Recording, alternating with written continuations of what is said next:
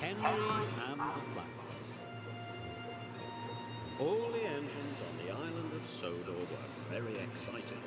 There was to be a great banquet at the Scottish castle. Henry loved going to the Scottish castle because on the way he puffed past his favourite tree. The tall pine tree towered above the rest of the forest. Henry always stopped to look at it. Seeing the tall pine tree standing tall and proud made Henry very happy. Henry arrived at the Scottish castle and the fat controller was waiting for him. "The castle's flagpole is old and about to break," he said. "I need you to collect a new flagpole from the docks in time for the banquet." "Yes, sir," puffed Henry. When Henry puffed into the docks, he couldn't see it. He looked around for something tall. He looked above the coal trucks, but there was nothing tall there. He looked at an old ship. It had a tall mast. Then Henry saw Cranky. Cranky was very tall. But Henry didn't see the flagpole. It was on the flatbed in front of him. It rolled onto the track. "Sorry, matey," called Salty.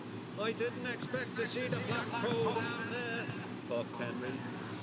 "It's not tall when you lay it down, matey," said Salty. Henry felt very silly. Soon, the fat controller arrived. "This is a disaster," he moved.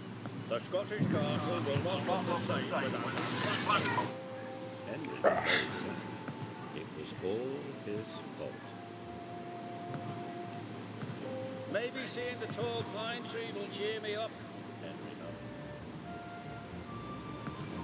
But nothing could make Henry feel better. "I wish I hadn't broken the flagpole," Henry sighed to Toby. "They could make a new flagpole out of that tall tree," Toby puffed. Henry looked up at the tall pine tree. He didn't want it to be made into a flagpole. The next morning, Henry had to take some workmen to the forest. But the workmen were carrying saws and axes. "Oh no," moaned Henry. "They must be going to cut down the tall pine tree." Henry puffed through the... "Must save the tree."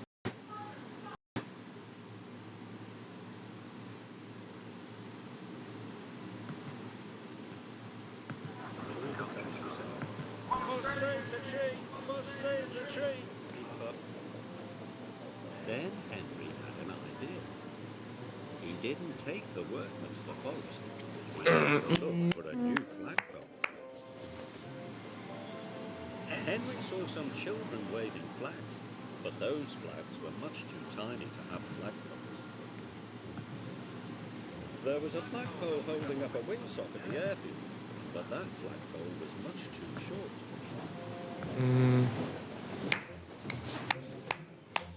There was a tall flagpole on the beach, but it wasn't tall enough. "Bother!" wheezed Henry sadly. "None of the flagpoles is as tall as the pine tree. Now I'll never save it."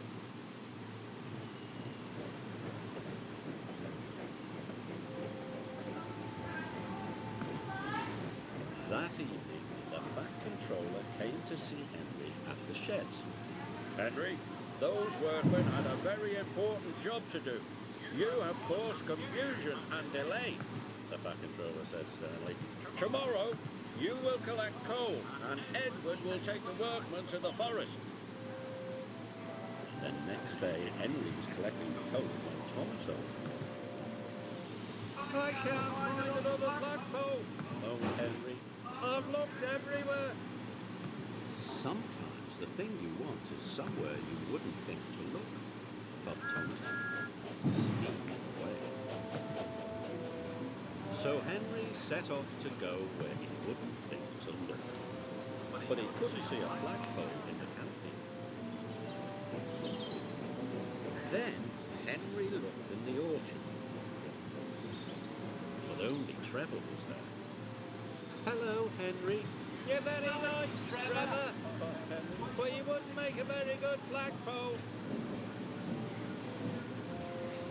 Henry puffed sadly into the docks. Holidaymakers were taking pictures of the old ship. Henry looked up at the tall mast. "What about the ship's mast?" asked Henry.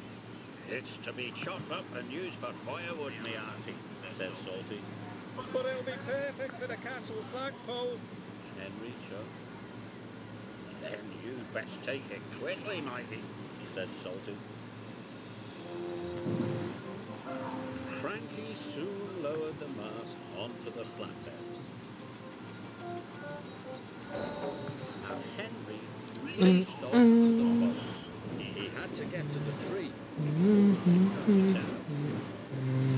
When Henry pulled into the forest, the tall pine tree was still there.